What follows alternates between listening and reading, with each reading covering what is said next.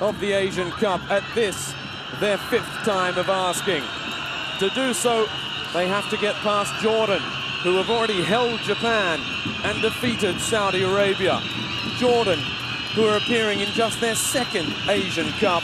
These two sides, two of the real surprise packages of this 15th Asian Cup, Qatar 2011. Accounting for 3-time champion Saudi Arabia in the group stage, sent packing after just 2 matches. And then there were 3. Japan take on Saudi Arabia in the other match with a simultaneous kickoff time to this one in Group B. A win for Japan will ensure their place in the next round. Perhaps a draw, perhaps even a loss will be enough for Japan. It all depends on what happens here in Group B. This match between Jordan and Syria. Please welcome to the FIFA playing national teams of Jordan and Syria. Jordan midfielder Hamad predicted fireworks between these two great rivals, friends off the pitch, and very much footballing rivals on it. It's a derby, it's another Asian Cup derby, and one of the most passionate. Both sides very well supported inside the Qatar Sports Club Stadium, which holds just a shade under 13,000. And while we're not quite yet at capacity, one would suspect, with the fans still streaming through the turnstiles, that we will have a very vocal and vociferous support for this do-or-die match between Jordan and Syria.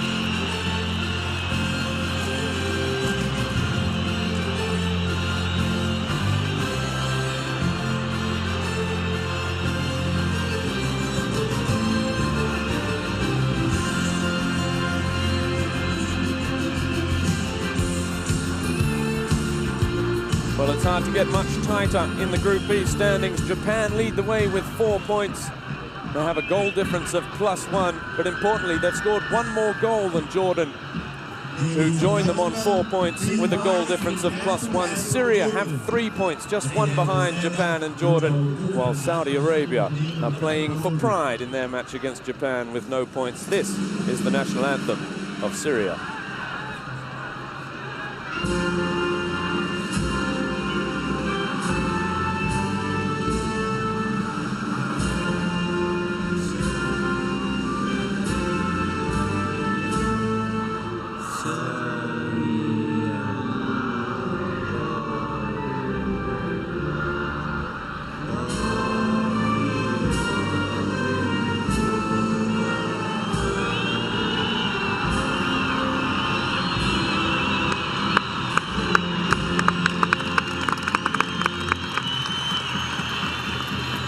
And that was, of course, the national anthem of Jordan. Here comes the national anthem of Syria.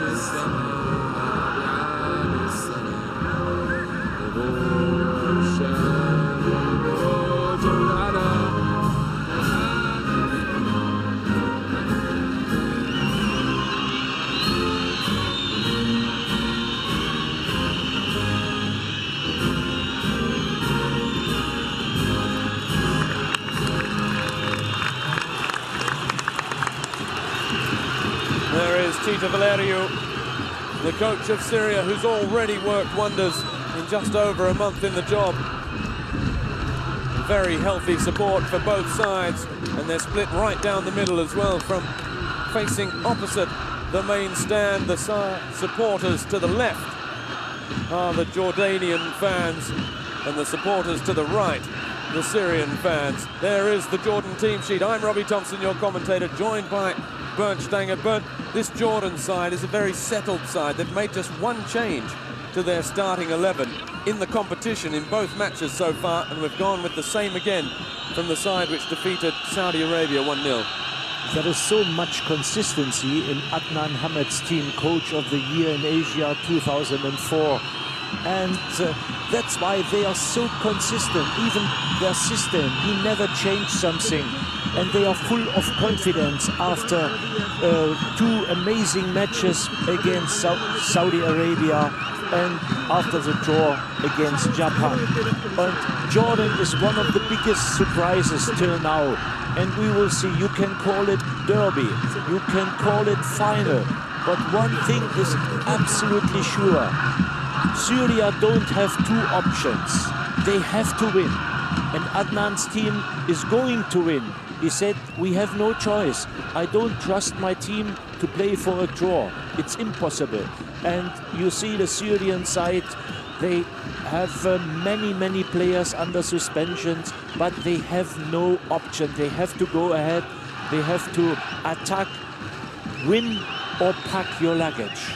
Well, that's right. There is that one enforced change after the sending off in that 2-1 defeat to Japan for Syria. Sabag makes way for Sabah Malki.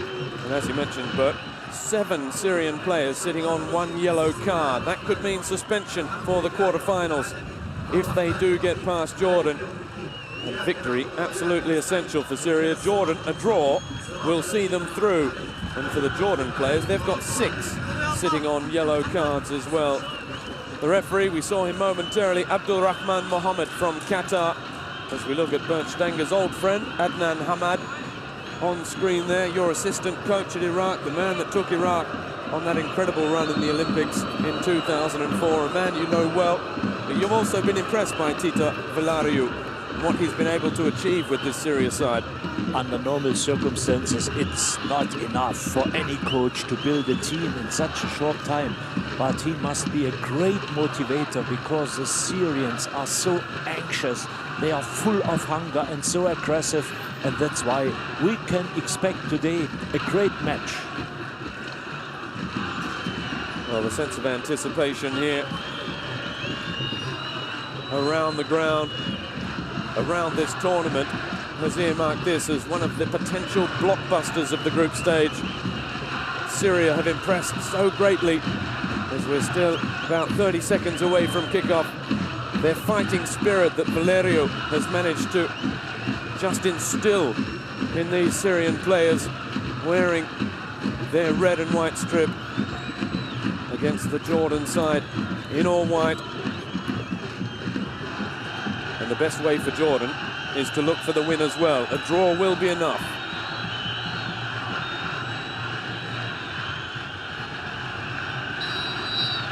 We're underway.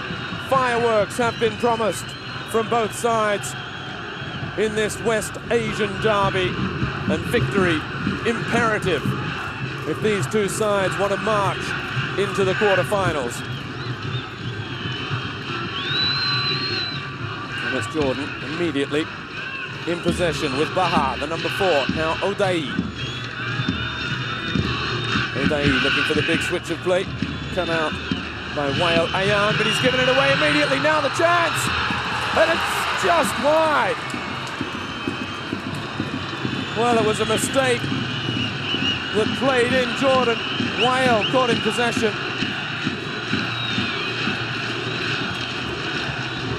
And just the wrong side of the post from Hassan Abdel Fattah.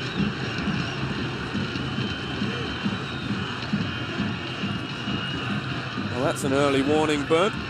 Early warning, but we'll see today. I think the match is also built as a clash of goalkeepers, as both have been outstanding under the bars till now.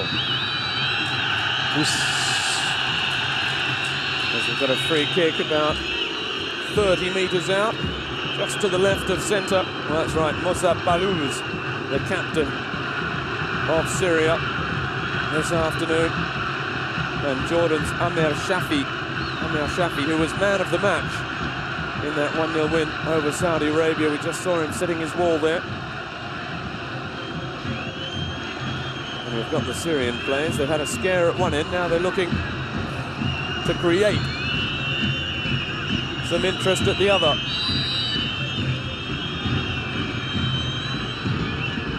Abdulrahman is standing over this one, the number 2. He leaves it. And it's hit hard by the striker, Alzino. He asks for a corner and doesn't get it. Definitely far away. Well, we'll see from this replay if it took a touch on the way through. And it did. Valerio already screaming at his players to step forward and take this game to Jordan. Syria, in this their 5th Asian Cup, have never made it out of the groups. As Alzino has just shepherded out of the challenge with Shafi. Jordan, they've only been at 1 Asian Cup before this. It was back in 2004. They only conceded 1 goal before being eliminated at the quarter-final stage. They built their success on defense. And we've seen their defense is pretty strong as well. They've conceded only 1 goal here, and that was in the 93rd minute against Japan, when they just couldn't hold on for what would have been a historic win. It was Japan, incidentally, that knocked them out at the quarter-finals 2 Asian Cups ago on penalties. Alzino out-muscled. Jordan already looking to pass the ball through this Syrian side. Sabah. Another one for Alzino to chase. That's poor from Suleiman.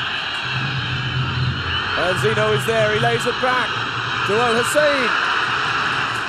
Well, that was a presentable chance, and he completely lost his footing.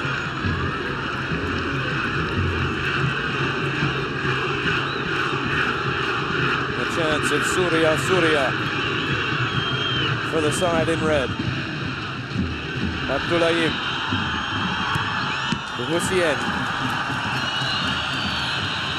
And it's the striker, Abdou, who's back doing the defending. Corner for Syria as we see that air swing from Al-Hussein, the man that scored both against Saudi Arabia in that area. Wael, that's a good ball in. Cleared. A desperate lunge out of defence. Still the ball not cleared. Abdou. Well, he just had his ankles clipped as he went into that challenge with Ismail. Wael. Both teams are starting very, very aggressive with batters marking. They play very, very compact. Bashar for Baha. Baha, the number 4 for Jordan, was the hero of their 1-0 win over Saudi Arabia. His cross-come shot, which completely caught out Walid, the Saudi Arabian keeper. That's a poor touch from Abdou. Abdulrahman does brilliantly. Oh, but then he gives it away. Undoing that good work, and it's Abdou who fires wide.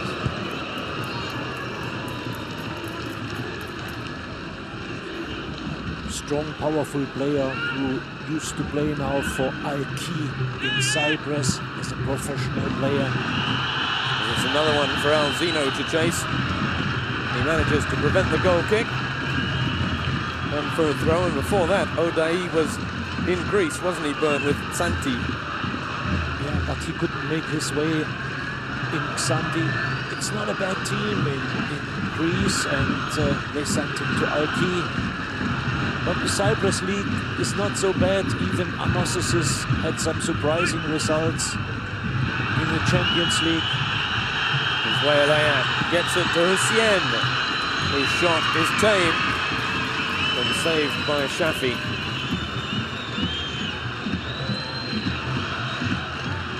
And already it's end-to-end stuff here. Shafi looks long for Hassan. Al-Hussein. Ismail forward to Wael.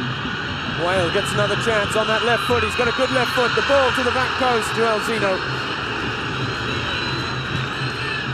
And the big number 12 forced to stretch a little too far. That's an excellent pass from the number 14, the left winger for Syria. He has a very cultured left boot.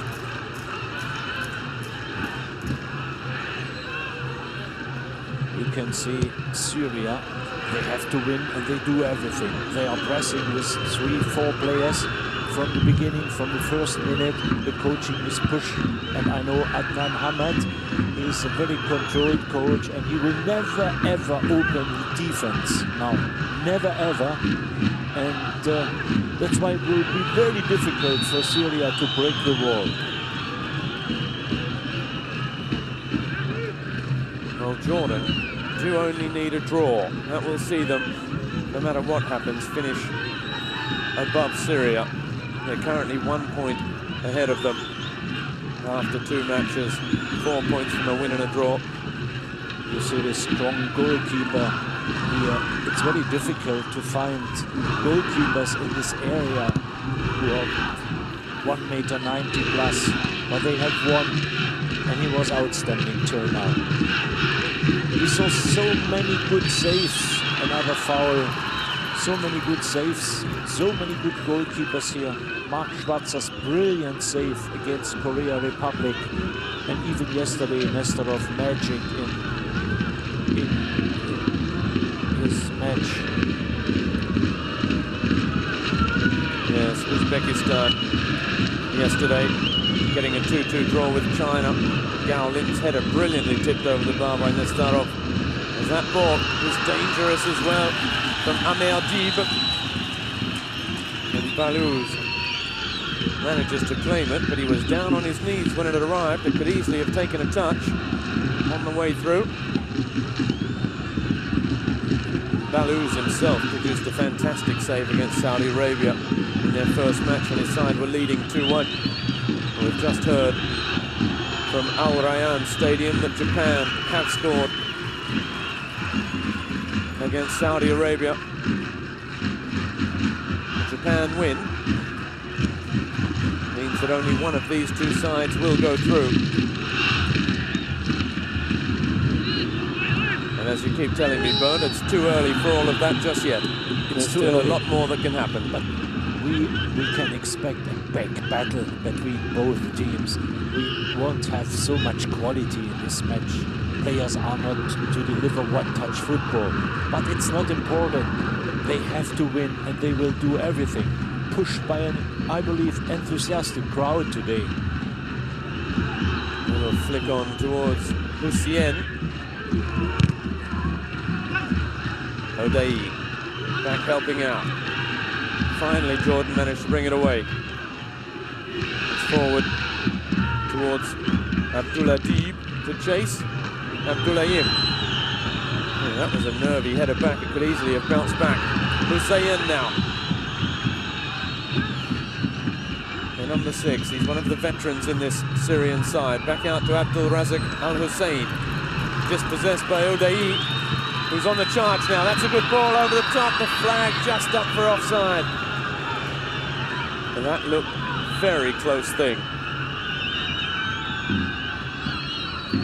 Oh, very close indeed. And Abdulrahman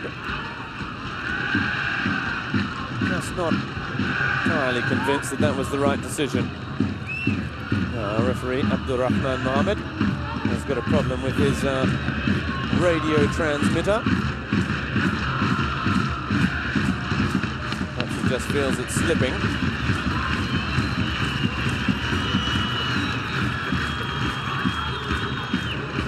And we're right to continue immediately.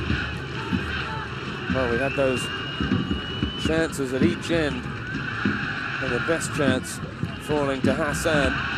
Barely 30 seconds into the game. Again, Suleiman with a poor clearance. That's the second one. Now Zino gets it wide to Hussein. He looks up and crosses to the front post. The flying header. Executed by Sanarib Sabamalki. Fantastic cross to the near post, and you know, such a flick brings all this danger. There is no time for a goalkeeper to react.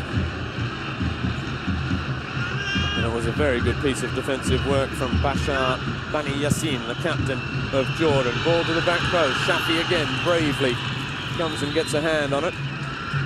There's going to be another corner.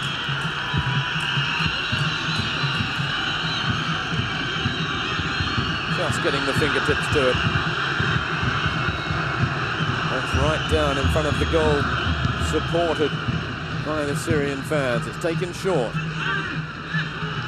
Hasn't gone out of play. Play continues. That's a good ball inside. The cross deflected behind again.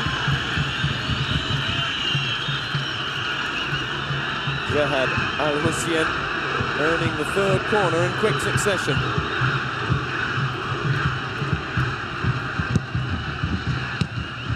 Again it was low, that time completely mishit. Syria again looking for that long ball game. The flag's up for offside against Wayalayan on that far side of the pitch. Both West Asian teams, they know each other. They, outside this tournament, they too have played 25 times. But they are very level. Syria have won 10 of these matches and Jordan only 7. But this will be the first time the two West Asian will clash in the history of Asian Cup. They never did it before. And the last time they met, Bernd, was just a couple of months ago in the West Asian Championships. It was a 1-1 draw in October, but the Jordan players said that it wasn't the really first choice Syrian team and they can expect a much harder battle this evening. Well, that's how it's been so far. Of course, a similar result to that day would be perfect for Jordan. They will go through.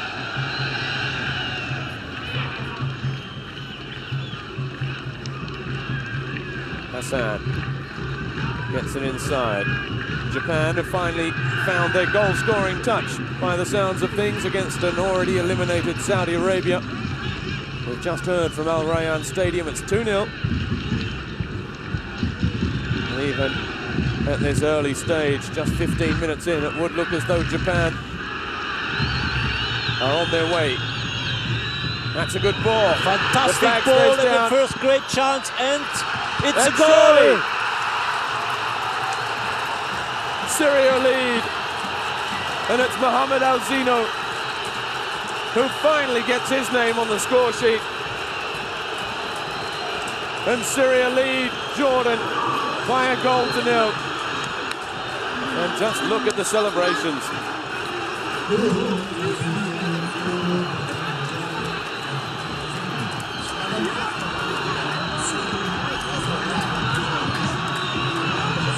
Well, you can see how much it means to these players. But what a nicely pass from Al-Hussein.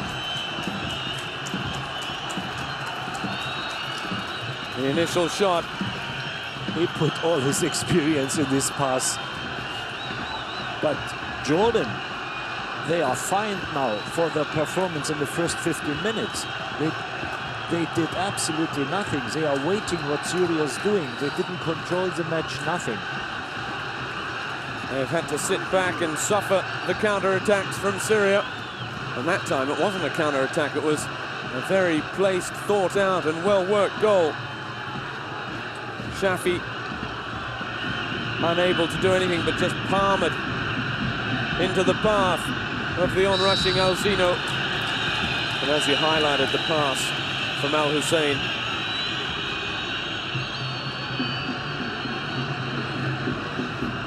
Fabulous ball which just split the Jordan defence wide open.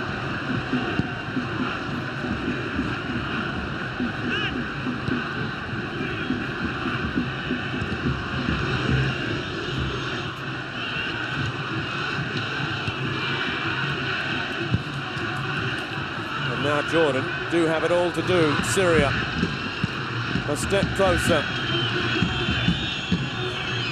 to their dream of a quarter-final berth. Al-Hussein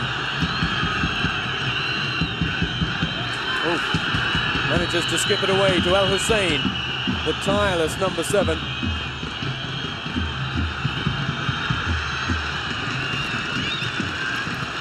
Fuad with the heavy touch. The Jordan side is impressed from aggressivity and power of the Syrian side. The initial shot brought a good save, but Al-Zino, who's toiled hard in the opening 2 matches, has been replaced late on in the game against Japan as Wael tries to lift the already frenzied Syria supporters to another level again.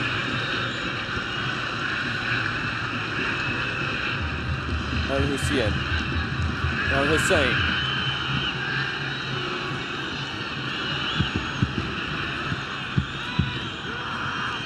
Dink over the top. Not well struck that time from Ismail. Hassan. Now he is one of the keys for Jordan. He needs to see the ball in a more dangerous part of the field, the number 18 for Jordan. Here he is running it away, looking to spray it wide towards Odayi. Good turn from Wael, just 20 years of age. Wael Ayan, the number 14, with that beautiful left foot. Hussein for Al-Hussein.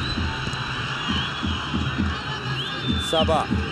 Hussein, Al-Hussein again, the back heel for Sabah. The cross is a good one. Oh, and what a chance!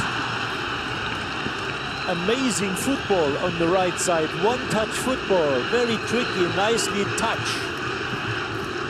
Well, how did he not put that away?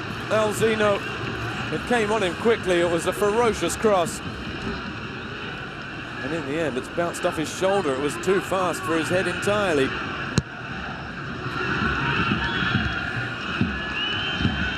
Syria right on top.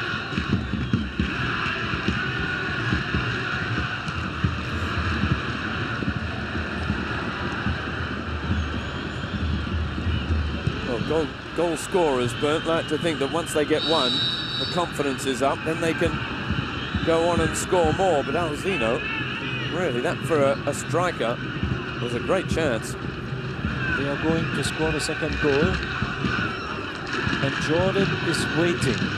They cannot find a way. Pass. Odayi with the turn, Abdulrahman just with the foul on Odayi.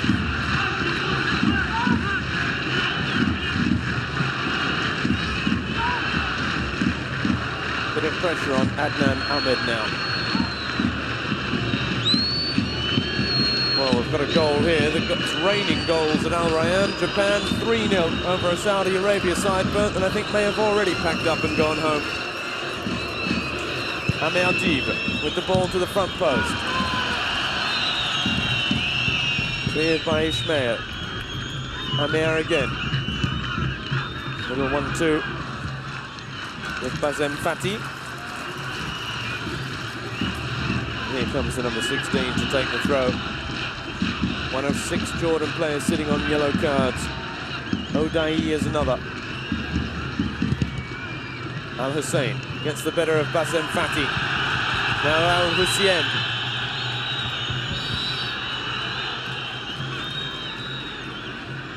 Well, he showed too much of that to Bashar, the captain of Jordan. And then fouled him in his... He's not only a good midfielder, he's even a tough guy.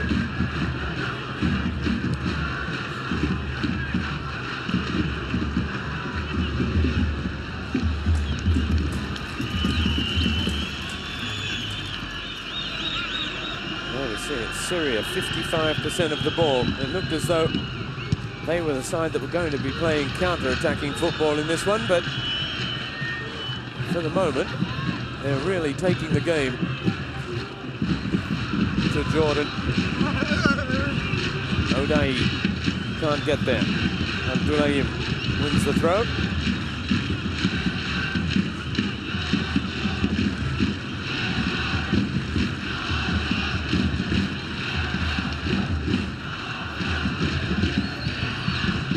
Well, the throws come in and then bounced out of play. Abdulrahman was looking up the line for Sabah Malki.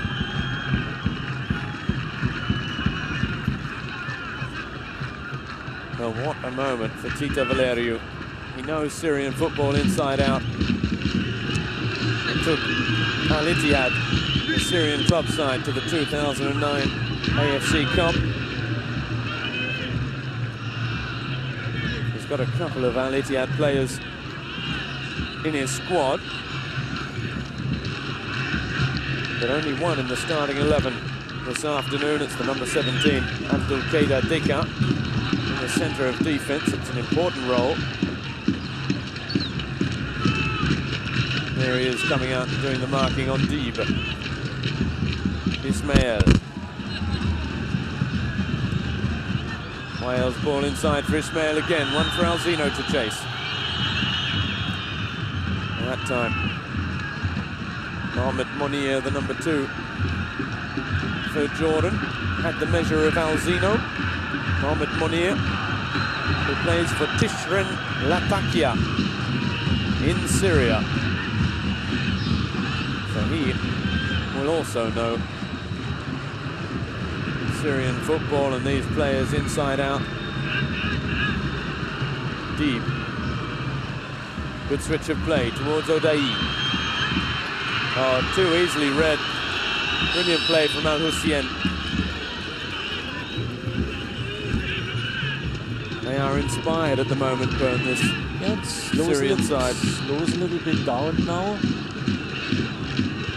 Syria tried to score the second goal.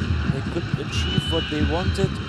And now, I believe, Adnan Hamid's side, they will come. They have to come, because even... Alzino gets it wide to Al Hussein. Al Hussein's cross is a good ball. And again, it's a good chance. That time it was Al Hussein with the flying header. He's not known for his prowess in the air. Perhaps that came through that time. The whole danger comes over the right side. It's his third cross, very dangerous cross from the right side. There are no two players to protect each other. He's always alone. And Al Hussein has gone down holding that right knee. Now let's have a look if it's when he landed here.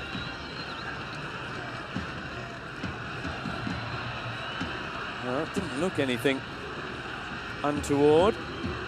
He got up and made his way back towards the midfield, and it's there. He just started limping, holding his knee and collapsing. It would be a big loss if he cannot continue, because he made everything now, till now. He's a ball winner. He can play the pass as well. It looks not very good.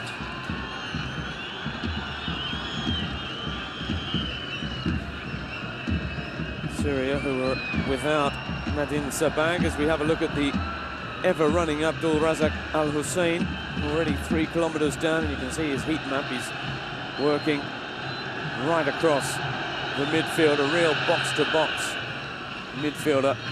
Al Hussein, who was rewarded with that pair of deflected goals against Saudi Arabia in their opening match. Al Hussein is on the little trolley cart and off the field. He's gingerly getting back to his feet as there's a big up and under from Deka. And Al Hussein is back to his feet and in the hands of the 4th official.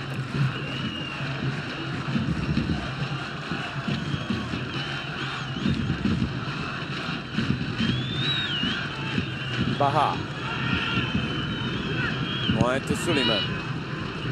O'Day wants it on the left. He's been spotted by Baha. That floating ball. O'Day looking to run at Abdulrahman. He's done well, O'Day, to keep possession. But he's conceded the goal kick.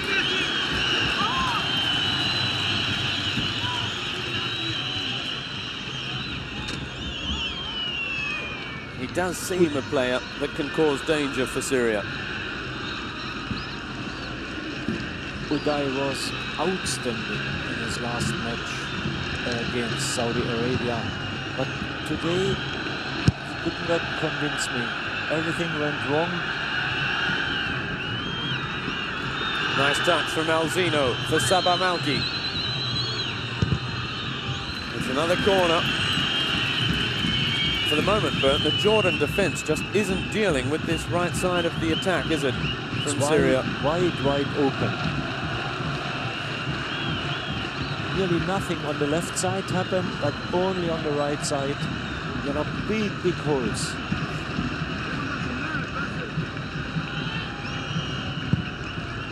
The fifth corner. And it was just spilt for a moment by Shafi. Have a look at this. As he backed towards his own goal line. We call such a corner goalkeeper training.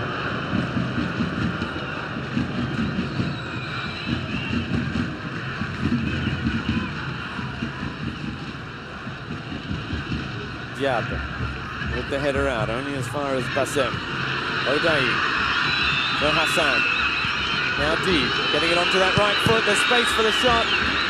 Blocked by Dika. Diab's clearance blocked. And Balouz manages to get down and make the stop.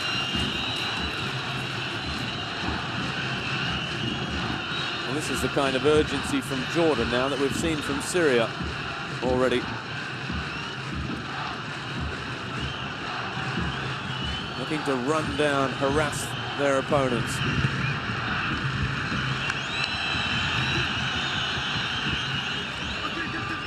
Sabah Malki applauded by the fans there. Playing up front alongside Alzino. Slightly more reserved role. Ouad. That's well played.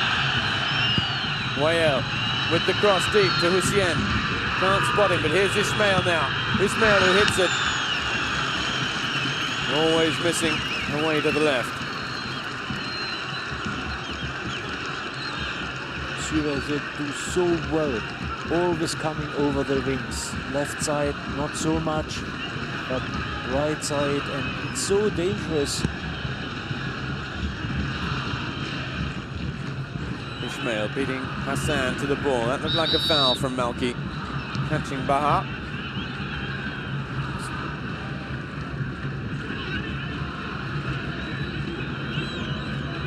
Well, they're overrunning midfield at the moment, Syria. But they're winning everything at the back and in midfield. Jordan just can't seem to put their foot on the ball. Because that's a good one. Oh, the flick from Ismail! And Jordan are level out of nowhere.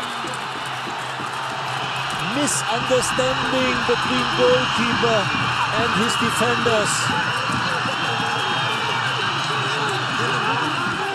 Everything changed. And all of a sudden, we're back to 1-1. And it's the Jordan supporters who are celebrating. The header from Diab, right up in the air. Balouz came for it and never got anywhere near it. I don't think that can really be the defender's fault. The header is poor, but the keeper has to say something. I'm here, I'm going for this ball. But he has to go for the header as well. He's marking the striker. I think Balouz is trying to say that he was calling for it, but I can't think of a single defender in the world that wouldn't have gone for that when he's marking the striker standing underneath it. Balouz was late on the scene. It's 1-1 at Qatar Sports Stadium. And now Syria have to do it all over again. Diab with the own goal.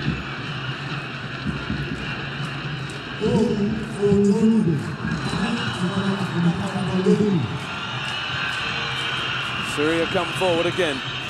Well, this one is starting to come very nicely to the boil, Bern. It's been Syria on top, but that goal now adds some real spice. This goal came from nothing. Absolutely nothing happened. And it's definitely a goalkeeper mistake. If he goes out, he has to catch the ball. Abdulrahman. Well, that time, Shafi came for it. That's the second time he's just shown a couple of slippery hands. the Jordan keeper, Amir Shafi. Looks a little bit nervous here. Wael with the left foot ball towards the back post, punched by Shafi. And now can Jordan counter-attack? They've got players streaming forward down this left-hand side. Deeb's touch is poor. Wael for Al Hussein. Good challenge by Bassem Fati.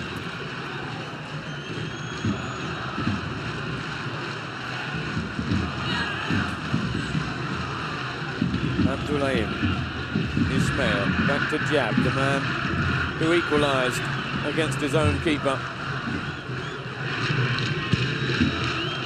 Rather unwittingly. Big looping header, there wasn't anything Abdulrahman could do to stop it looping into the goal. Abdulrahman, Diab, forward. Good use of the body, illegal use of the body, according to the referee.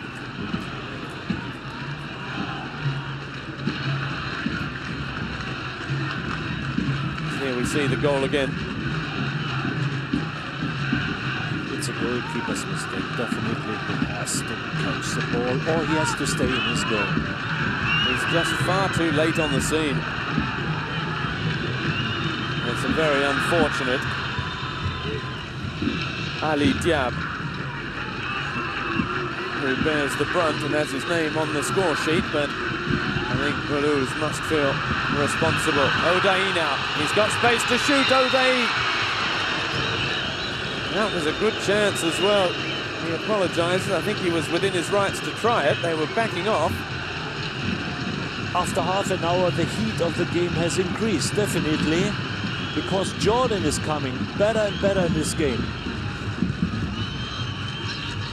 Shots on target, Syria 7, Jordan 2. Little chip over the top, it's a good ball. Hassan! Oh, it's gone just wide. He had to take it quickly. And I think it just drifted across the face of goal. Brilliant touch.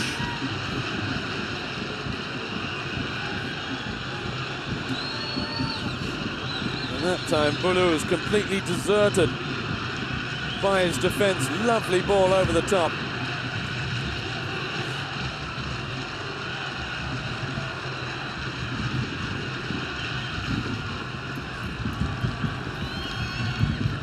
Shady Abu Hashash with the little chip over the top, spotting the run of Hassan. Here he is again, the number 15. That was a little less orthodox. Intercepted by Al Hussein. All of a sudden, the last couple of minutes, it's been Syria. Pushed back onto the back foot. That's a good ball. Wales cross, first time. Amir Deeb. Forward towards Abdullah Deeb.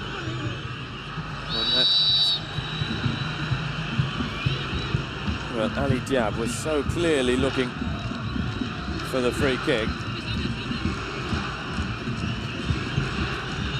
Even if there is a push, you sometimes feel linesmen and referees should just allow play to continue because it was so obvious what they were looking for. Yeah, you're absolutely right. Let it run a little bit more, you know. There is no danger and nothing.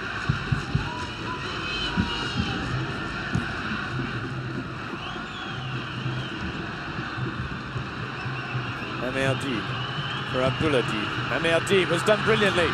The number 7, he's got O'Day on the left. No one making that darting run into the middle. Amir Deeb back outside, that's well played. Bassem across to the back post, but there's no one at the back post.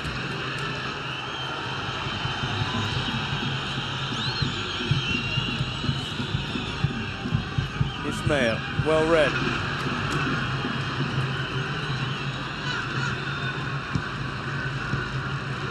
Now Suleiman.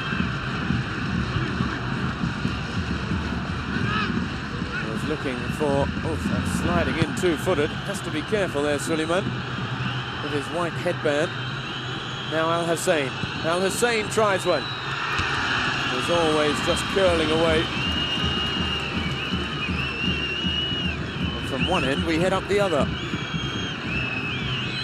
As we see the goal one more time.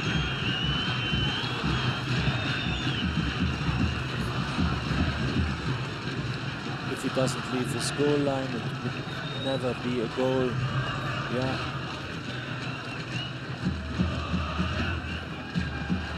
Well, it's all very well calling for it. You still have to go and get it, and he was far too late. And with that, enough said. I won't talk about that goalkeeping mistake all game.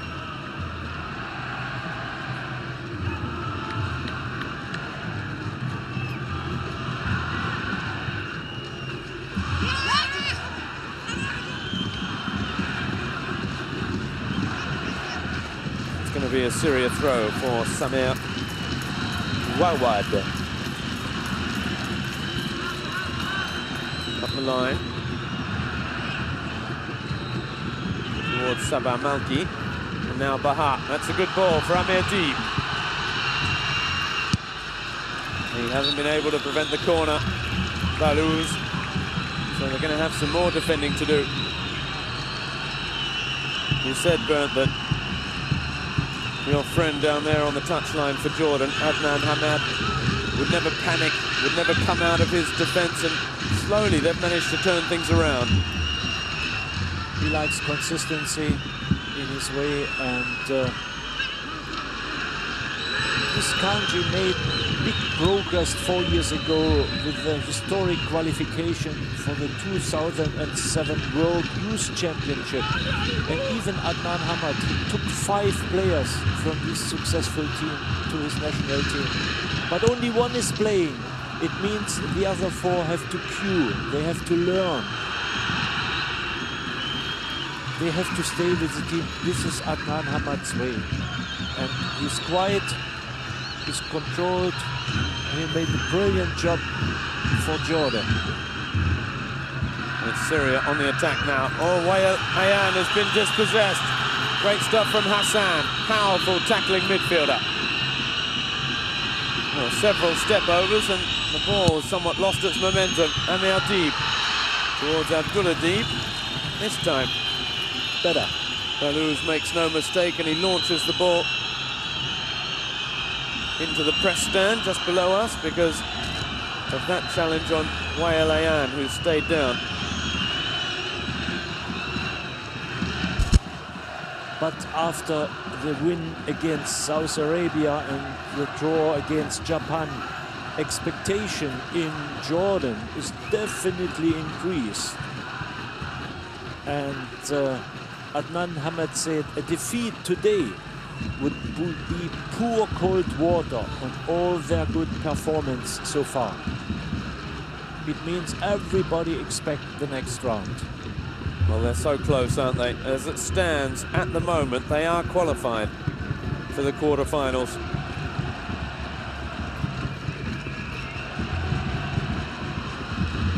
Now, this could be rather worrying for Wael Ayan, the left midfielder, the number 14, because he's been receiving treatment for some time now on the far side of the pitch. He's still down.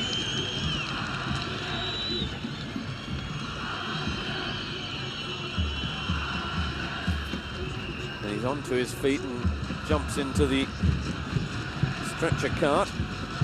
As there we see the team stats already for Jordan. 42 kilometers run, 43 for Syria. And the heat map shows you where most of that running has taken place. Wael Ayan is back to his feet.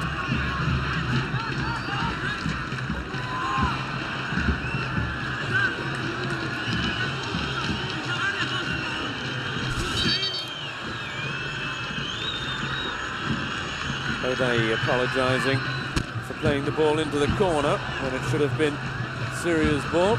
O'Day's now going to try and tell his teammates not to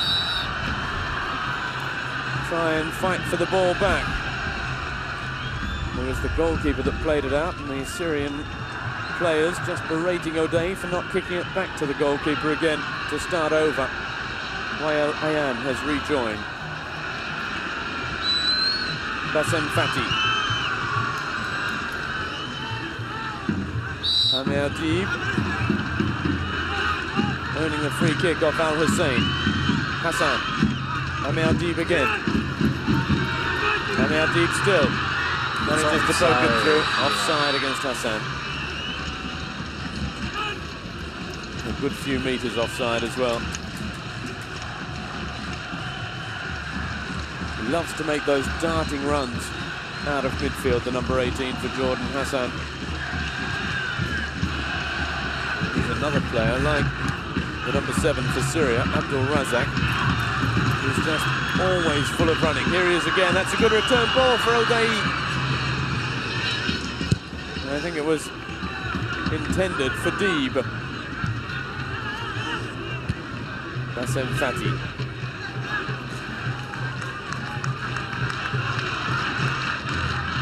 Game's just starting to get a little bit scrappy, Bern. Passes not hitting their targets now. The Syrians are a little bit shocked because this goal came from nothing. They did such a great job in the first 20 minutes. They had a chance to score a second goal to make everything clear, and then such a goal, such a mistake. But they know they have to score another goal, they have to do something. And Al-Hussein has earned the free kick. We haven't seen much of him in the last few moments. Al-Hussein, he made such a brilliant start to this match. Just over 90 seconds left in regulation time in this first half. The free kick once again for the left boot of Wael Ayan.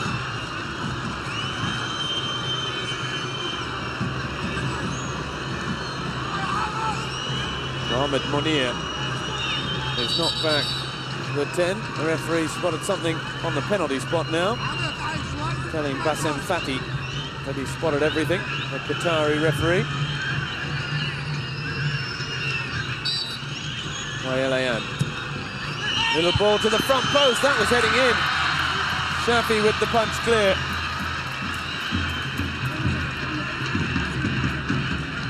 Monir completing the clearance. Hassan sliding in. Suleiman now. Again he gives it away. The right back. The referee spotted another foul. Suleiman's claiming he too received a knock. Sabah Malik goes down.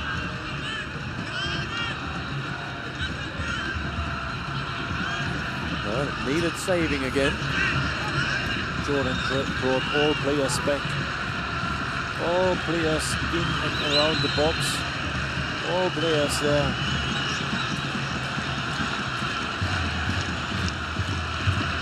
Hamad leaves it. Oh, that's what lack of concentration.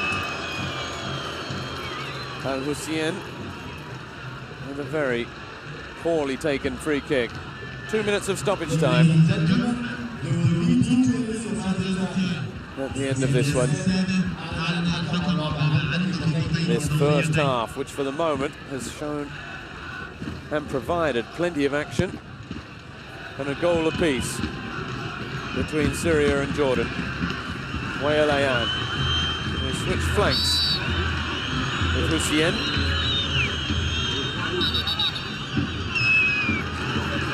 Oh, and this could be danger. They're immediately saying, don't give a card, don't give a card, and it's going to be a yellow card for Bassem Fati, his second of the tournament. So Bassem Fati will miss any potential quarter-final for Jordan.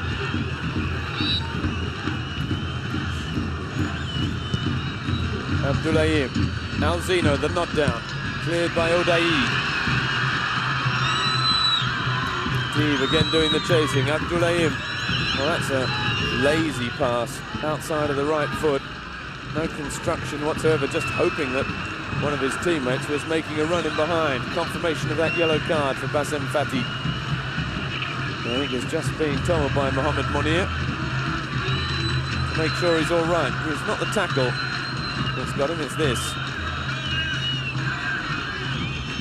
And that's just silly because that's next to nothing when you receive a yellow card, which puts you out of a quarter-final.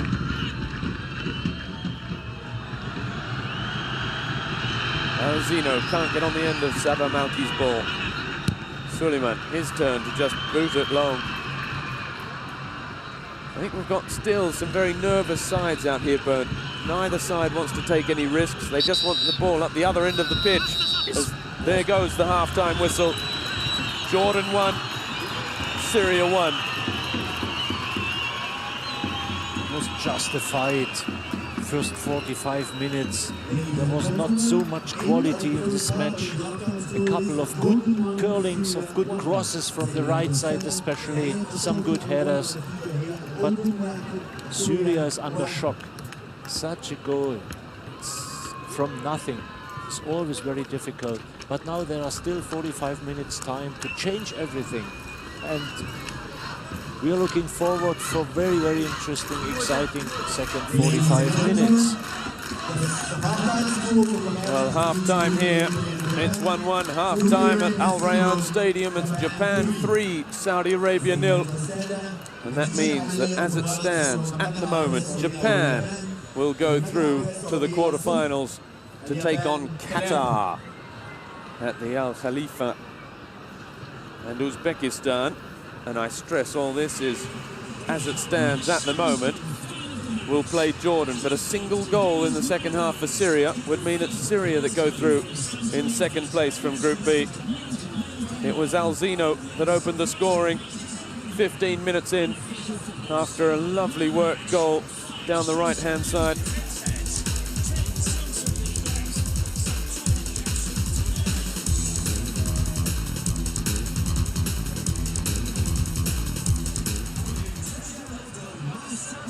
We see some of the great pictures of this match.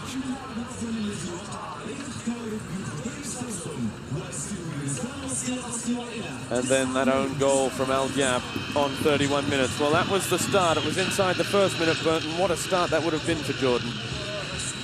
But they missed absolutely great chance.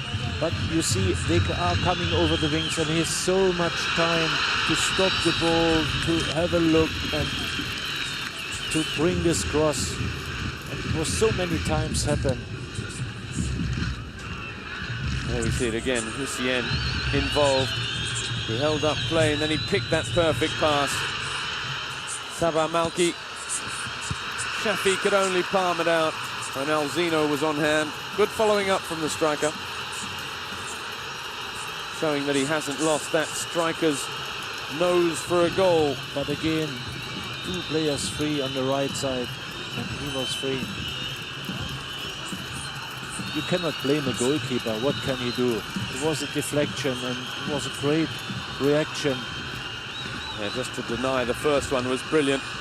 But again, all the Jordan defenders not watching the run, and it was only Alzino that got there. And then, after 15 minutes of somewhat scrappy play at times, this out of nothing. A mistake from the keeper, Moussa Balou. Certainly the header from Ali Jab wasn't the best header, but the keeper should either have come for it and got it, or just stayed back and made the simple save. As it was, Abdulrahman couldn't keep it out. And in that moment, Syria looked right in control. Yeah, this goal came from nothing, and the goalkeeper should trust, because this player from Shanghai Shenhua is an excellent header.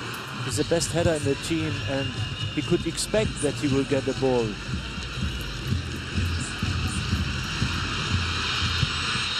That lovely first-time touch from Hassan. He's got something about him, the number 18. For Jordan, making those lovely timed runs from midfield, just putting it wide. We remember the left foot of Wael Ayan from that first match. Well, that's all the action from half-time. Here we look at the statistics then. And Syria, dominating the shots on target. 9 shots on target. That should, in theory, be reflected in the saves at the other end. We'll see that statistic in a moment. Just 3 for Jordan. Their goal came out of nothing, but they never panicked, Jordan. That's one of the reasons why they managed to get back into the game, Bernd. And even later on, they have got more and more and more possession. We see the tackle count, Jordan working harder. Syria giving away more fouls, more aggressive. Well, at half-time, it's 1-1 between Jordan and Syria from Group B. We'll have all the second half coming right up. It's time for an optimized email environment. Augmented reality navigation services with a large display. A full web browsing experience. Email solutions wherever and whenever you go. And a complete communication solution.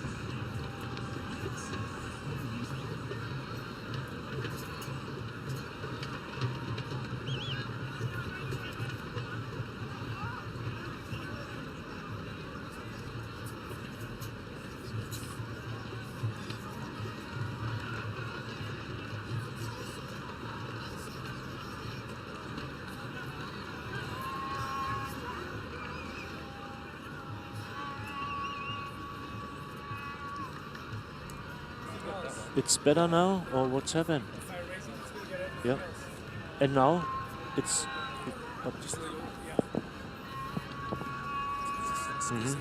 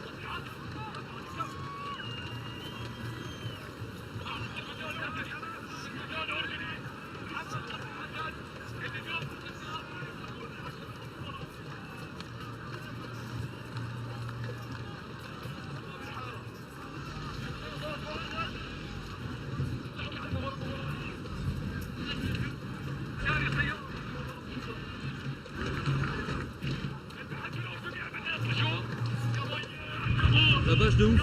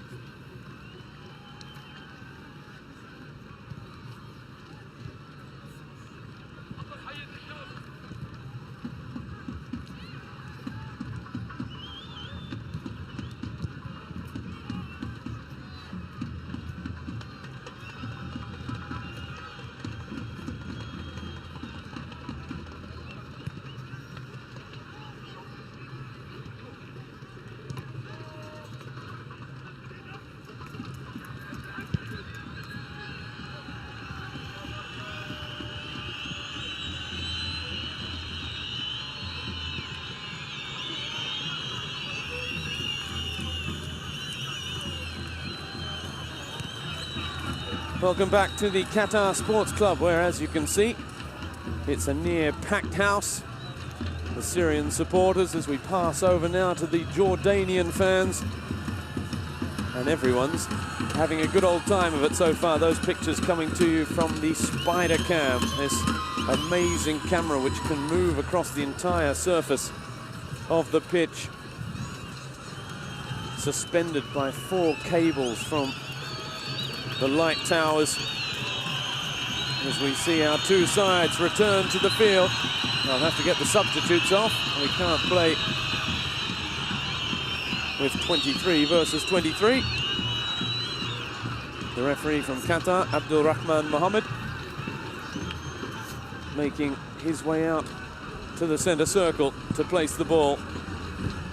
Hamad, the former Iraqi national team coach, Asian Coach of the Year, Tita Valeriu, the man that's on loan with the Syrian national side rather, from Syrian club Al Ittihad.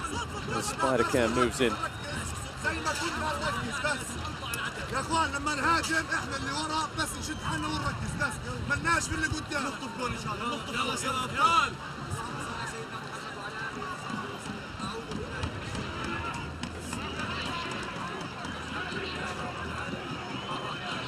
No changes to either side at half-time.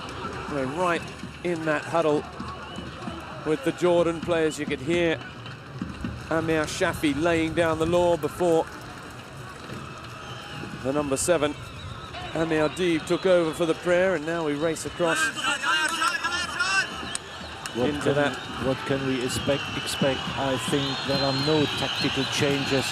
We expect another 45 minutes running and fighting of both sides, because the quality of passing and combination football isn't so high, and there is a big difference to the powerhouses of Japan and South Korea, Australia, and even Uzbekistan. They play another style of football, but we have respect.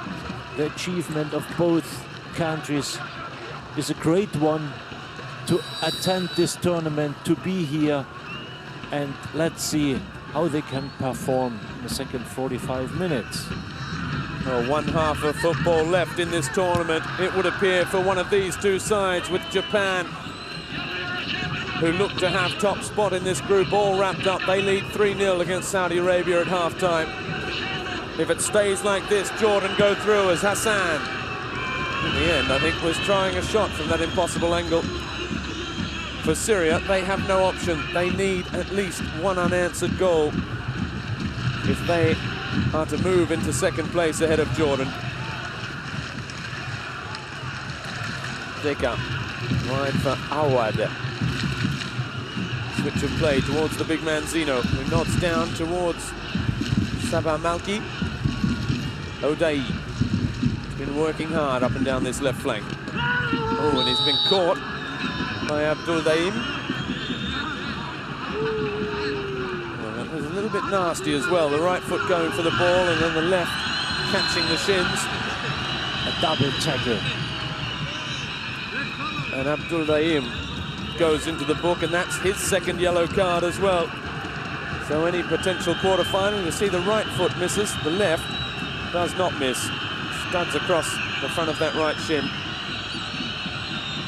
Well, we've already got Jordan's Bassem Fati booked for a 2nd time in the tournament. He will miss out on the quarter-final. And now Abdul, should Syria get the goal they need to go through, he will play no part. He just touched on it, Bernd. No changes to either side. We were waiting for this one. It promised so much. Both sides have been real surprises of the tournament so far, but in the end, they seem more intent on tackling and fighting for anything and less intent on playing football. That's the occasion getting the better of them. That's correct, but we should never forget they had amazing results till now. Jordan, you know, against Japan, it was a great effort in their first match to beat Saudi Arabia, and that's why we should not, there is no reason for any critics, but we have to be honest, the quality of both teams is not on a very high level.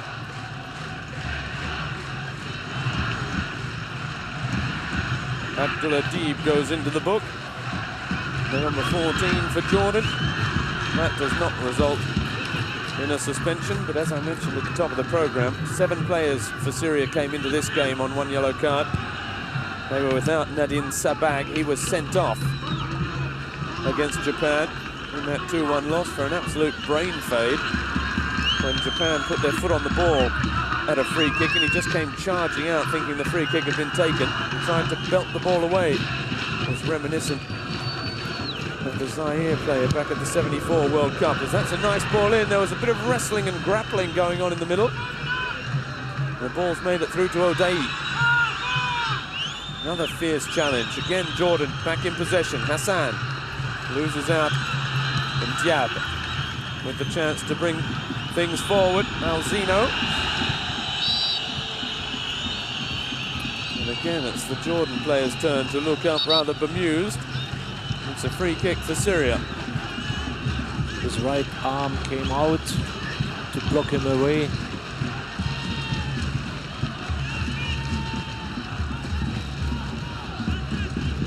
Hamad tries one, it's deflected. And spinning awkwardly, but no problem for Shafi. As you can see there, the number 3, Ali Diab, in one of those wrestling matches, has torn his shorts asunder. Looks like there was no more damage than that. They've got the Syrian kit man has got a new pair of shorts out. And we'll just have to wait for a little stoppage in play to get them on. I wonder how he's going to manage to change his shorts pitch side.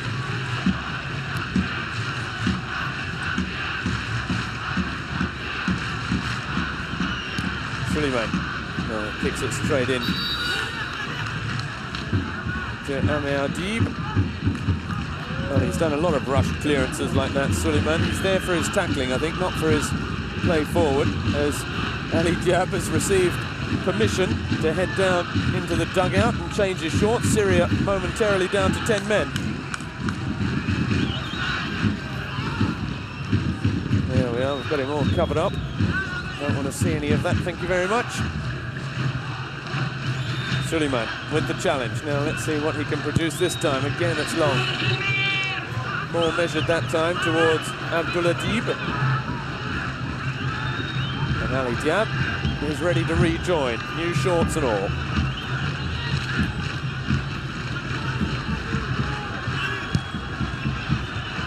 Japan have knocked home number 4, so if there was any doubt about the result of that one, I think it's been dispelled now. Japan will go through, almost certainly, in top spot in Group B. Syria still playing with 10 men. Ali Diab still waiting for the word from the referee. The referee showing no signs of letting him back on either. This now surely he will get the chance. The referee wants to have a look.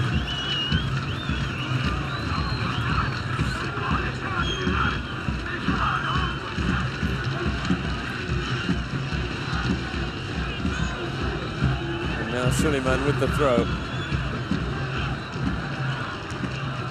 That means Japan will finish this group on 7 points from 2 wins and a draw. Wins over Syria and soon to be Saudi Arabia, a draw with Jordan. Wael Ayan, his cross, deflected behind, off Shady.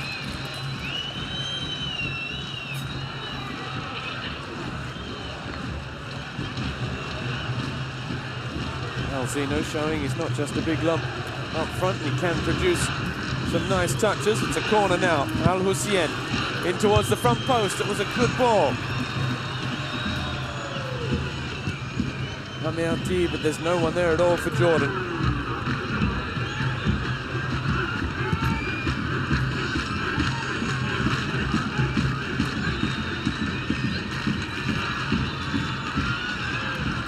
Abdulrahman. That's a nice pass, sliding it through from Odayi. Balouz has come a long way. Oh, he could find himself in real trouble here, Balouz. The referee reaches into the top pocket. It's a yellow card. I think he's correct, because it was far away from the box. Inside are some players, and a red card would be very, very hard. In this position, there was not a chance to score a goal, and that's why he's correct. Well, I appreciate the level-headedness of your comments, because so often for a mistimed tackle, just because it's the goalkeeper, people would be screaming for the red card. But once he leaves that box, he's just a normal player. It was not really a goal-scoring opportunity that he denied Hassan, even if it was a fairly renegade piece of goalkeeping, all the same. The free kick in, Balouz with the punch. Al-Hussein, his clearance, charged down. It's a goal kick.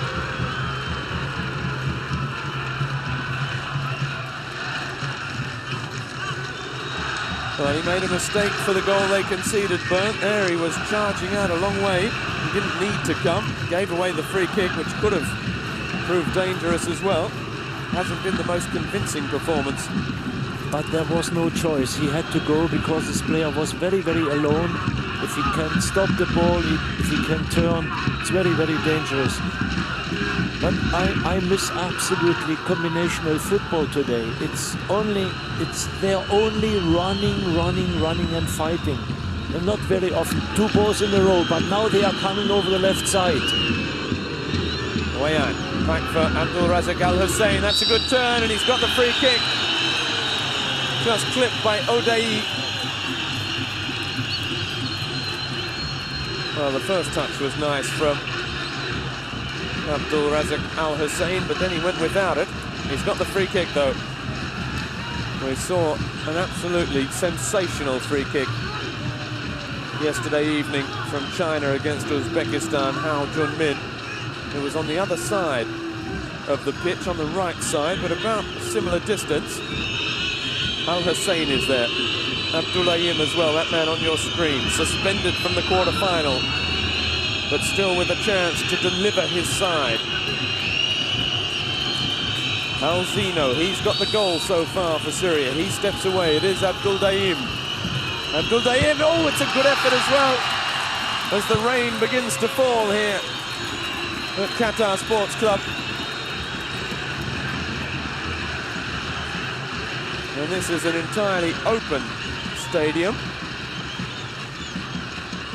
It's not raining too heavily just yet. Wayan back out only as far as that one. That's a great effort. Wayan again into the area, appeals for the handball. Referee is not having any of it.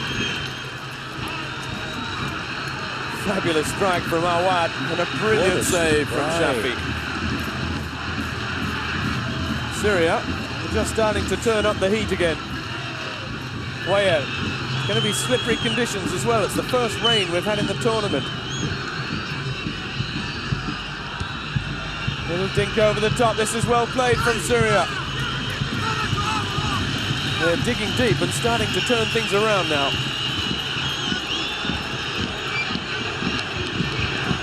Awad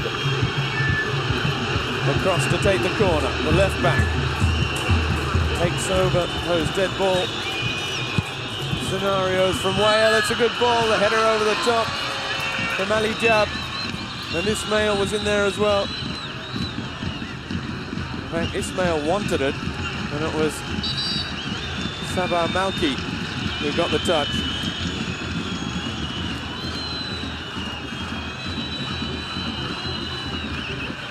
Now here were the appeals for the handball. Too hard to tell from that one. Good piece of goalkeeping from Shafi again.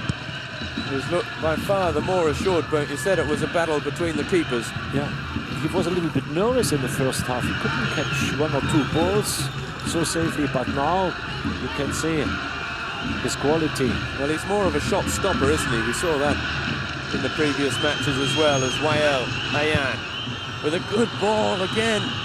And Bassem Fati not taking any chances. Heads up behind for another corner. This time Awad stays back. Wayalayan doesn't go for it, and it's Al Hussein with the ball in. It's a good one again. This time Ismail does get his head on it. And it's over the crossbar. It's again tall central defender.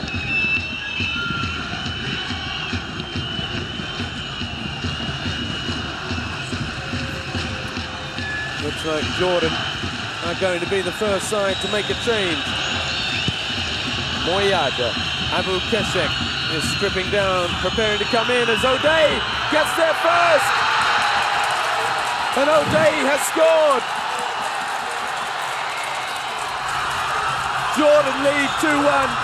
They only need a draw to go through. It's nearly the same mistake they made both together when they received their first goal. No understanding between defender and goalkeeper.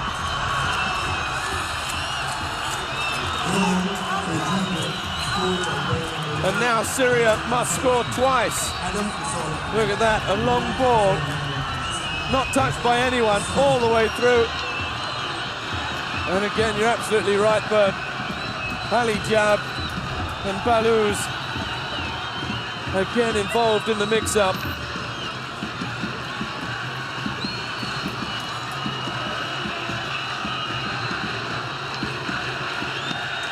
Jordan with 1 foot in the quarterfinals.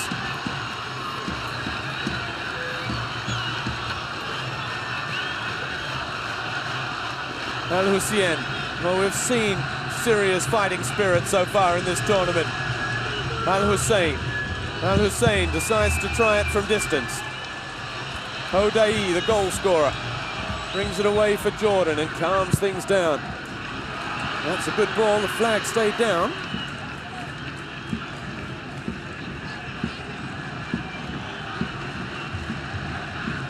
Well, if you want to be calm at the back and defend well, you have to be sure of your goalkeeper, don't you? A goalkeeper is such an important piece of the puzzle. If he doesn't speak, if he didn't say anything. Ali Diab, the number 3, I think he was trying to just shield the ball back to him, but again, if you come, you have to get there. That's a good ball from way up. First time pass for Alzino, who's offside. And Alzino has caught Shafi. Alzino, and a bit of push and shove with Bassem now. Be quiet, fellows. You have enough yellow cards till now. There is no reason. But it's a battle, and it didn't get any touch on the way through. Again, it's not me, it's you.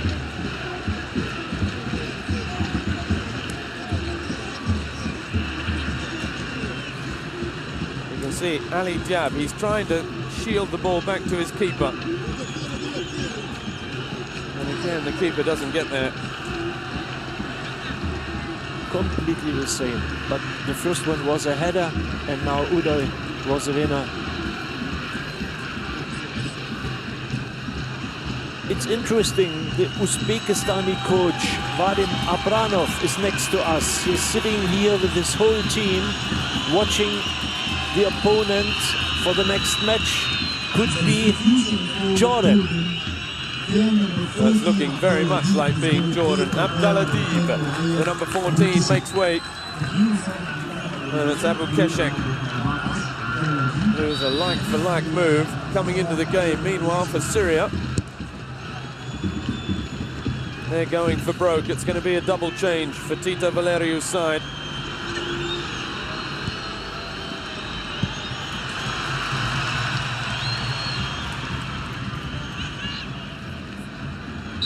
It will be exciting now. Another changes, a double change. Syria will risk everything. They will do everything to score at least the next goal.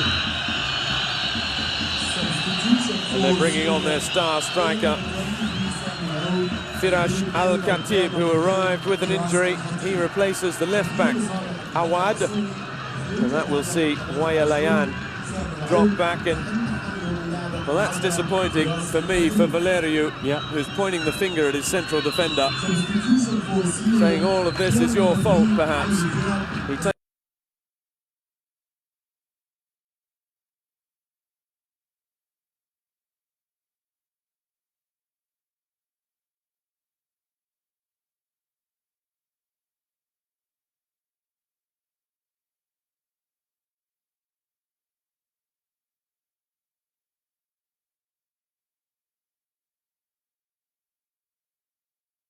He takes off the number 3, Ali Diab, and brings on Luechenko, the Sweden-born midfielder, for his first minutes of this tournament. What do you think about that move, Bernd, taking off the player involved in both goals? I guess if it looks like a fine, it looks like a fine, and I think this tall defender is a good player and he had a good performance. I think more the goalkeeper was responsible. He's the last man, he sees everything and he has to talk. There's Chenko. Now they are playing and doing everything throwing forward. Well, they need to try and turn things around. They're playing with just 3 at the back. The cross gets past the first man, cleared by Shady. Hassan, lovely touch, gets it to O'Day. And O'Day still going. Amir Deeb, he's got Suleiman outside him. That's a good ball. Suleiman on the charge. He's like an all-action hero. The number 3 for Jordan, Suleiman Al-Salman. Plays his football for Al Ramta in Jordan. Well, Luechenko, the 31-year-old number 20 who's come into the game. We're expecting big things from him at this tournament. 31 years of age now. He's played just 7 times for his country. But he's a former Swedish champion with Djurgårdens and Malmö. Now plays for Aalborg in Denmark. And for a long time, it was a question of whether he'd play for Sweden or for Syria. We can see his allegiances now are quite clear. And Al-Khatib, the man that scored the penalty to equalise briefly against Japan.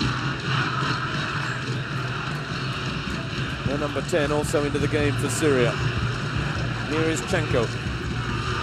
Oh, it's always difficult for such youngsters to change something now. And we saw with Saudi Arabia how they performed with so many young players. There is no way. Or China. This tournament is too big and the pressure is too high, and they can have a good half-time or good 20 minutes, but put responsibility on their back to change something, it will be very, very difficult. And a quarter-final berth as well, which is what's on the line here. Well, for Valeriu, he's brought on 2 of his more experienced players, but there are still young players out there for both sides, as O'Day does well. O'Day still going. Runs into trouble in the end. Alzino can't get there. Amir Deeb.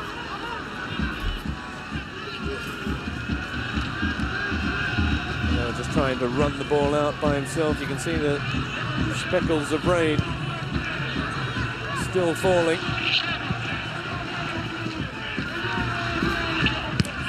Possession, 67% to 33. Jordan have the goal, but they've been playing without the ball in this second half. And again, Baluz comes for it, and this time it's Decker that clears to prevent the corner as well. Hassan has done well. Hassan, the ball towards the back post.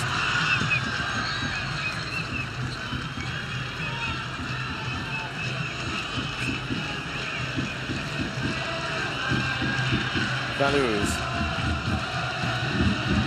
Under 25 minutes left for Syria to score twice without conceding. Chenko, who's a busy little midfielder, trying to bring his side forward. Big switch of play towards Malki. Shafi comes for it. He's looked a different keeper in the second half. Yeah, it's very difficult to, with long, high balls. No offside against the new man, Abdou. Even conditions are difficult. Rainfall is heavy now.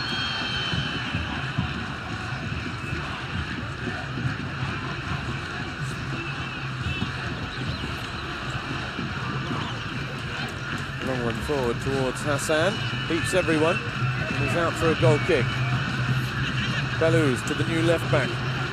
Wayalayan. Ismail. Chenko looking to take over everything now, the number 20. He's trying to run the show for Syria.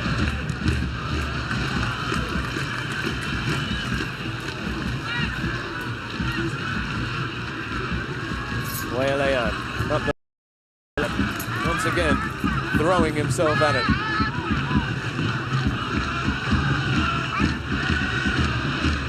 Deka. It's Ismail who's stepped out of midfield to make way for Chenko and is playing where Ali Diab was playing for the first 63 minutes of this one. Hamad for Abdou. Abdou still. Hamad. Good switch of play. Again, they managed to prevent the goal kick. That time, Baha.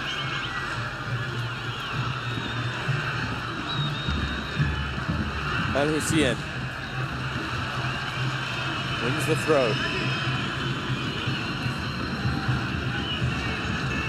And we're seeing again, Bern, that this Jordan side has a strong tradition of defending, and you've said as well that Adnan Hamad is a defensive coach that loves to lay the foundations for his side from the back. And we're seeing it again. Tactical discipline is his first order, and they did it, and now they have everything under control. They start to play football, still a fight, but I believe he was so quiet and he never changed his system. They are well organized. And the Syrian, you know, I personally rated them 4th in Group B. This was my personal opinion. I could never believe that Saudi Arabia has such a bad performance. And coach Tita Valerio brought such a motivated team. Ooh, as O'Day steps badly over the ball and catches Deka. He apologizes immediately.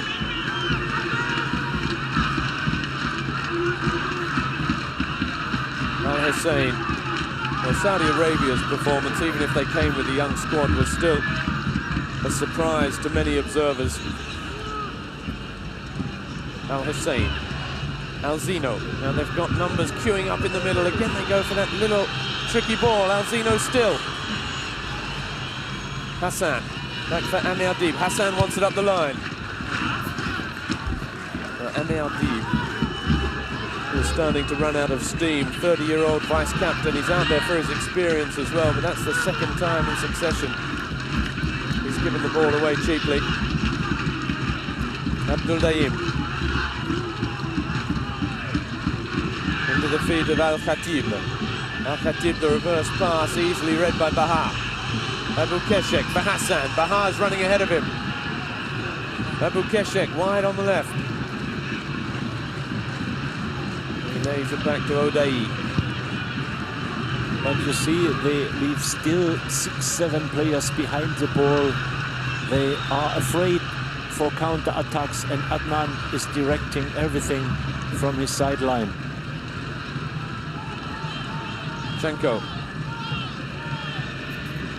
They've just lost some of their fight, Syria. They haven't been playing fluid football in much of this tournament, but they've been fighting, and that's what they're just starting, as though they've just lost a little bit of their faith, haven't they? They've lost a little bit of belief in themselves. But they played with so much enthusiasm their first 2 matches, but it's a long, long tournament, and you have to find a way to play. But I feel with Tita Valerio, he is right. He put everything on motivation, you know. And there is no time, even during a tournament, to teach a team for certain systems or for some changes during a match. Well, with a good ball towards Alzino. They have enthusiasm, but that's not enough for such a tournament. And perhaps they've given so much in their first two matches as well. Spectacular matches. The win 2-1 over Saudi Arabia. A 2-1 defeat to Japan, but a great game again with some real controversy as well, with penalty appeals and sendings off. There's now Abdou into the area. Back out to O'Day. Baha, first time for Abdou still. Strong challenge from Ismail. And Deka clears. They've just got nothing left in the tank, Burn. No.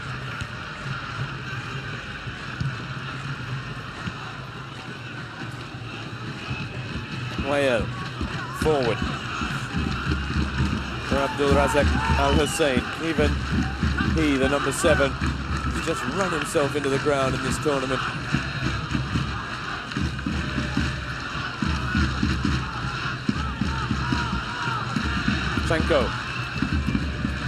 We're approaching the final 15 minutes. Al-Khatib, a little touch.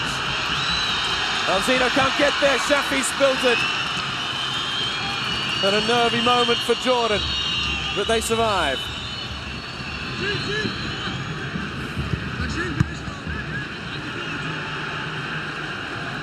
Again, it just wouldn't happen for them, and well, Shafi, he reacted quickest.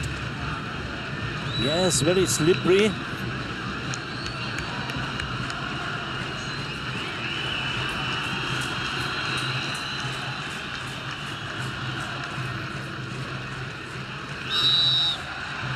Again, the free kick goes in Jordan's favour. The foul by Chenko, followed up by that robust challenge from Ismail.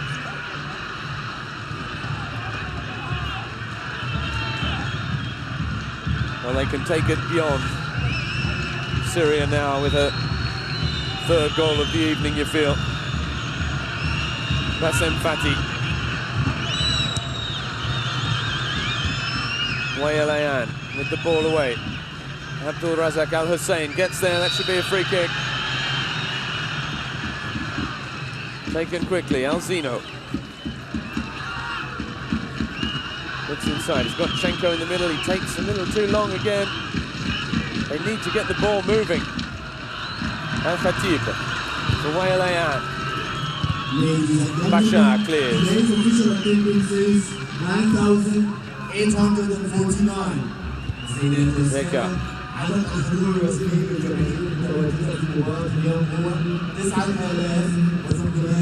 Chenko's ball for Alzino. Nods down, but not to one of his teammates. And Jordan now on the counter-attack. Hassan, a little bit luckily perhaps, but he's done well. Abou Keshek. Oh, well, he had O'Day running down the left channel, and he does it all on his own, and Adnan Hamad is absolutely furious with Abou Keshek for not playing the team role. Now screaming at him to get back and win the ball back. Here he is. Abdul Daim inside. Al-Khatib. Al-Khatib with some nice skills, still going. Manages to get it out the back towards Al Hussein.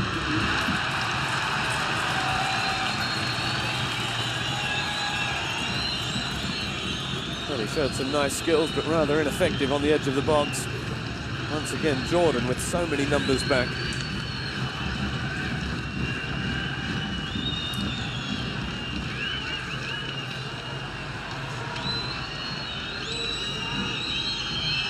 Still falling consistently, if light rain.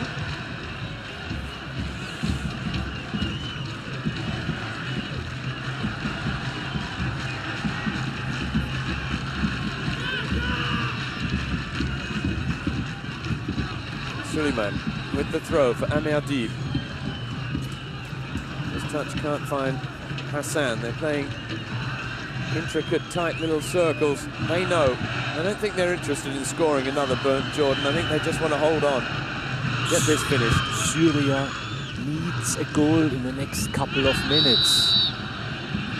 keep their dreams alive. If they don't score now, I believe it's over. Well, they've got 13 minutes left.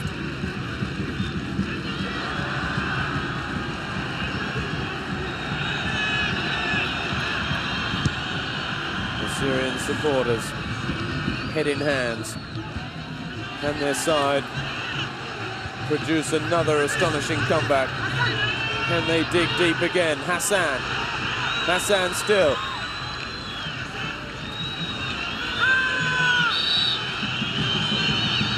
There are so many moments, even for the Jordan team, to split the defense.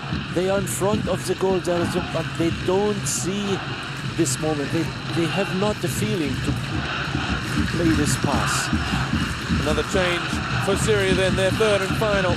Habib, the 23-year-old from Al Shorta club, is still looking for his first ever international goal. In this, his 6th appearance. He's new to the side. He came on in the opening match for the final 10 minutes against Saudi Arabia. The ball through, the flag's up for offside against Hassan.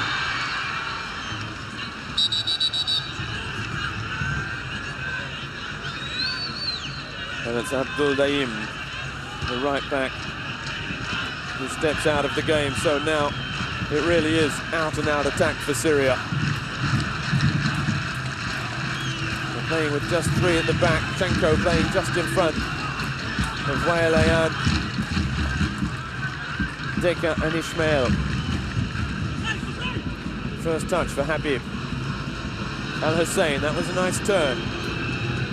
Wide now for Malki. Wael Ayan, he's got a lovely cross. But again, those white shirts, we saw how well they can defend crosses against Japan, even if they were outdone at the end. Habib. No free kick, goes to ground too easily. Jordan play on.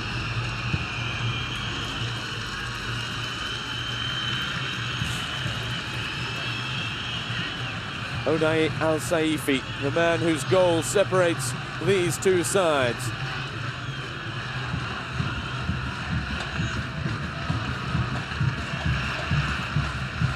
It came just after the hour mark.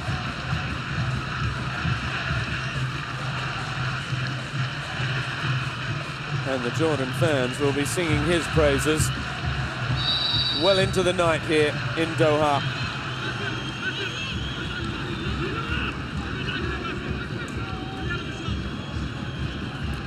Well, they've evened up that foul count in this second half, Jordan. They've overtaken Syria. As Japan make it 5-0 at Al Rayyan. They will, in the end, qualify comfortably at the top of the group. It didn't look anything like that after the first 2 matches for Japan. Yeah, but, you know, otherwise it's a shame for teams like Saudi Arabia or Kuwait to give up in their last match. It's an international tournament, it's an international match, and a team like Saudi Arabia or Kuwait, they should never give up. It's a matter of mentality. They have to show commitment to their countries, and it's a big, big disappointment. Such a football country like Saudi Arabia gives up 5-0 against Japan. Well, Jordan have a chance to make it 3-1 here. It'll be Hamad taking charge of the free kick, the in-swinger. They've got a couple of forwards forward. They're not over-committing, as you can well understand. We're inside the final 9 minutes. They lead 2-1. They only need a draw to go through in second place and set up a quarter-final berth with Uzbekistan. Al Hussein with a chip towards Malki. Free kick on Suleiman Al Salman. They're calling immediately for the medical staff. The referee has to give the all clear before then. It wasn't so clear. Yeah, a little bit hand in his back, but they are falling down very, very easily. much more in the Gulf countries. We played a friendly match versus Oman in November, and I was absolutely surprised how a European team against a Gulf team. And I was so surprised because they are falling down every single touch. What another long kick. That okay, time, they are playing. Balhu's dealt with the danger. Yeah, they are only 3 defenders now in a row. And as he goes, too much space down the left. Abu Keshek running at Ismail, straight past him. Abu Keshek, side netting. There's a great run from the substitute. But he's a striker and it's a little bit selfish. There are other possibilities on the second post. Make a lob to the second post and everything is done. Well, that was a difficult angle for Abu Keshek. You know, I understand a little bit Syrian side. They put so much power in their first 2 performances and they are so enthusiastic, running all over the time. And now they have not anymore the power to do something in this match. I think the job has been done for Jordan. They deserve it. Okay, it's early. We have still 8 minutes to play. But I think this team is not able to change everything. Well, you just wonder, Bernd, with this Syria side, every time they've scored, it's given them such a lift already in this tournament. They've played out of their skins. They've played beyond what we thought they were capable of. And you just think, maybe a little goal. I mean, it's such a shame. They've done themselves proud in this tournament, but both goals were soft goals to concede. Should never have conceded them. Mistakes, presence to Jordan. That's a good ball wide for the substitute, Habib. Little ball in towards Malki. He decides to leave it for Al-Hussein. And Adib's ball is poor, only as far as Wayalayan. Wayalayan. Suleiman sticks out a leg and makes the save. Chenko. Chenko is the type of midfield organizer that you generally see his good work over the course of a season, not just in a few minutes. He's not a game breaker, Luechenko. As Al-Khatib, he is a game breaker, but not with a shot like that.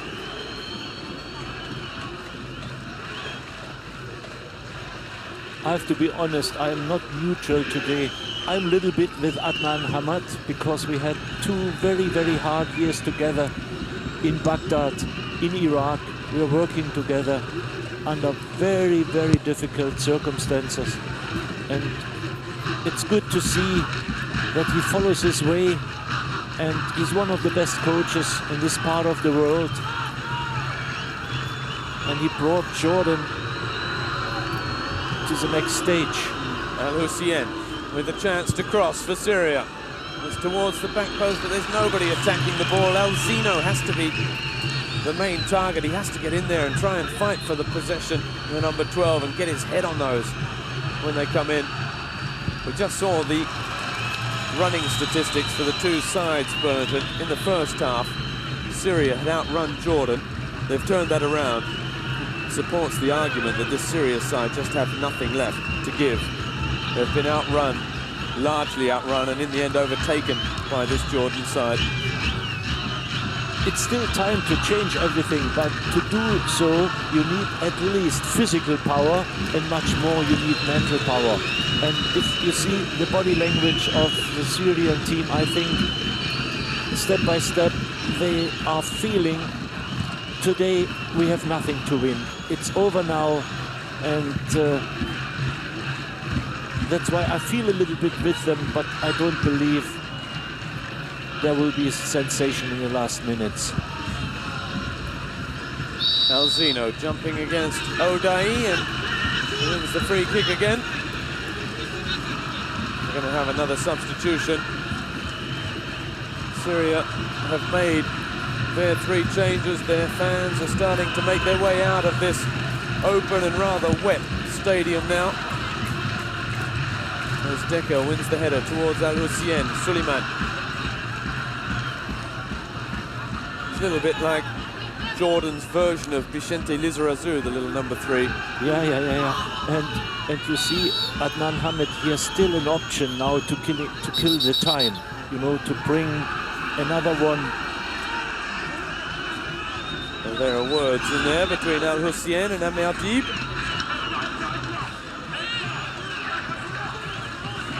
Hamad claiming he was fouled, then Amir claiming he was fouled.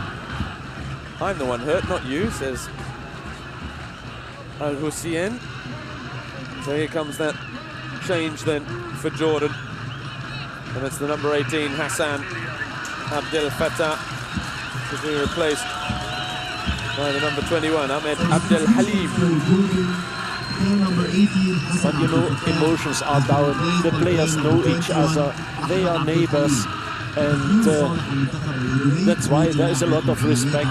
There are no naughty fouls. There is a shake hand between the goalkeeper. He's smiling, laughing. I wouldn't be laughing just yet. There's still a little bit of time, at least to make things interesting for a final few minutes of stoppages.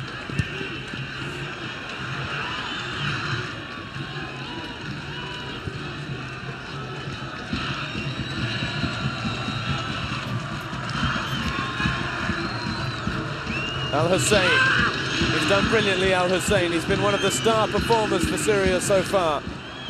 Gets it wide to Habib Al Khatib. He can hit them with both feet, Al Khatib. Wael Ayan. Won the throw, and he's just got a little bit of cramp as well. The number 14 for Syria in the calf muscles. Al Hussein takes it quickly. Chanko.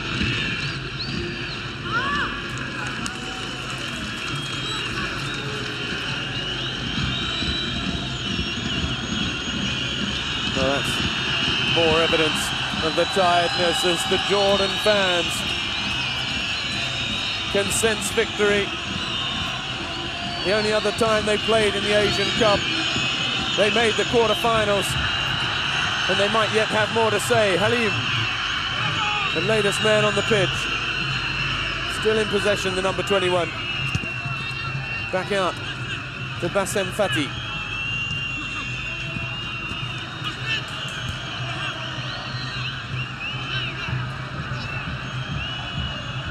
Abu Keshek, well, he's gone down holding his hamstring. That could be bad news for Adnan Hamad. It's Odayi on the number 9, the man that scored the winning goal. And if that's his hamstring gone, this could be real trouble. Pulled up immediately. And he's an important guy for this team. Very, very important with his power over the left side. And he can even play as a striker. 5 minutes of stoppage time. Odayi is going to receive some treatment. Let's have a look. It happened immediately, pulled up. Oh, it could be a cramp, actually. The muscle looked all bunched up there. And if it's just a cramp, get him off, get him replaced. They're going to make a change. And he could still be all right for the next match, which looks like being a quarter-final showdown with Uzbekistan, the Central Asian side that have made their way to Qatar Sports Club to watch the second half of this one. Odayi's managed to shake out the cramp. And he's going to be replaced by Anas Shah. As there we see the goal, that priceless goal for Jordan, who have laid the foundations for their success in a youth system over the last decade, which has seen finally the fruits of those youth academies at senior level. Hija comes into the game. Let's hope that was only a fairly painful cramp in the left hamstring for Odayi Al-Shaifi.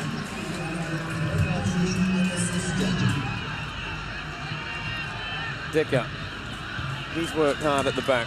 Ismail Started in midfield before dropping back for the hapless Ali Diab. Habib, Shevchenko, Wayalayan,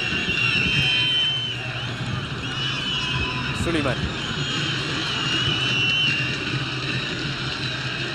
Hija. Oh, that's a good pass for Hamad, a clever pass at any rate, but just overhit. Hamad doesn't have too much left to run either, the number 7 for Jordan. Al-Khatib with the early cross. It's not a bad one.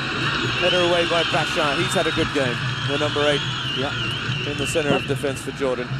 They are beaten not because they are not so good, Syria, today. There are 2 crucial mistakes from their goalkeeper and a central defender, and that's why they lost this match. Both teams are absolutely similar, style is similar, but if you make such mistakes, you will never win a match. You just can't make mistakes like that in a crucial match of an international tournament either. This is the Asian Cup, and with both sides who came into this game knowing that their chances of a quarter-final berth lay in the balance. And as you rightly say, Bernd Stanger, it's those mistakes at the back that have cost Syria today. More words. Shady, Hashash in there fighting. Ooh, that was a high foot from Bashar.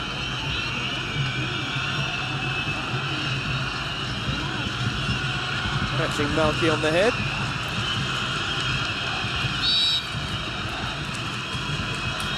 Is in to separate them. Al-Khatib a little late on the scene, the number 10.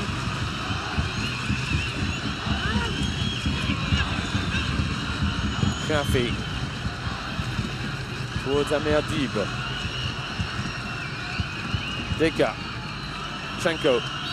Foul by Hija.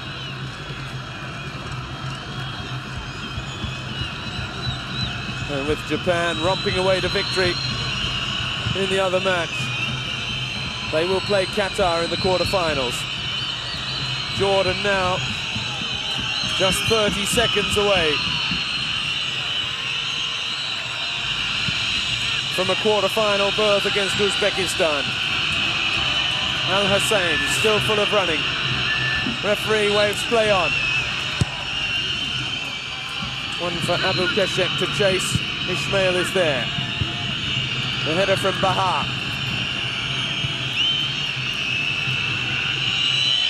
Taken now. Wayalayan. My clock, the 5 minutes of stoppage time are up. The whistles are becoming deafening from the Jordan fans. And now they turn to roars as Hamad comes forward. The cross, looking for Abu Keshek. He can't get there.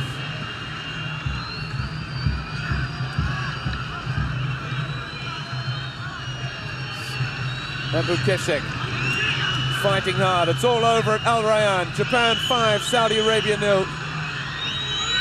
And here it's just about all over as well as Suleiman lets fly from 25 yards out.